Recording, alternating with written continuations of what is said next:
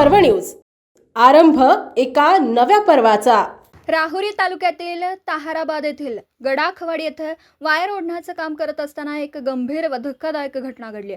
महेंद्र अर्जुन विधाटे वय वर्ष 33 राहणार म्हैसगाव हा तरुण खाजगी कंत्राटदार रामभाऊ मधुकर विधाटे यांच्याकडे कामाला असताना सिमेंटचा पोल तुटून अंगावर पडल्याने त्याचा मृत्यू झाला।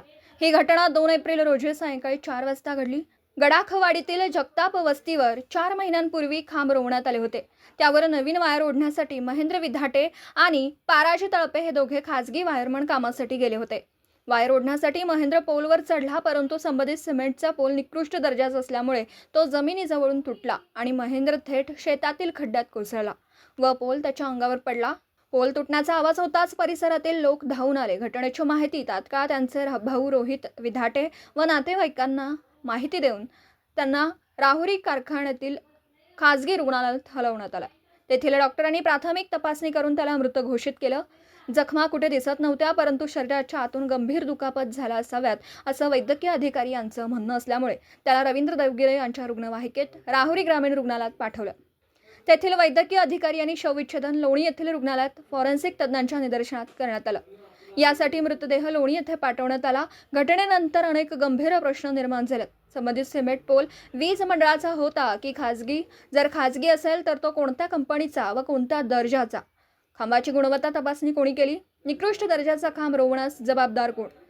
4च महिन्यात पोल का तुटला याबाबत स्थानिक नागरिकांमध्ये प्रचंड नाराजी व्यक्त होते। ही दुर्घटना कंत्राटदार, पोल उत्पादक कंपनी आणि कामावर देखरेख करणाऱ्या यंत्रणेच्या निष्काळजीपणाचा परिणाम असल्याचा आरोप ग्रामस्थ करतात। महेंद्र विधाटे हे मेहनती आणि जबाबदार तरुण म्हणून ओळखले जात होते। त्याच्या पश्चात 4 भाऊ, आई वडील असा परिवार आहे।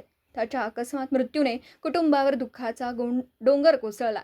नातेवाईकांनी सखोल चौकशी करून दोषींवर कठोर कारवाई करण्याची मागणी केली आहे। या अपघाताचा तपास सुरू असून स्थानिक पोलिसांनी पंचनामा केला।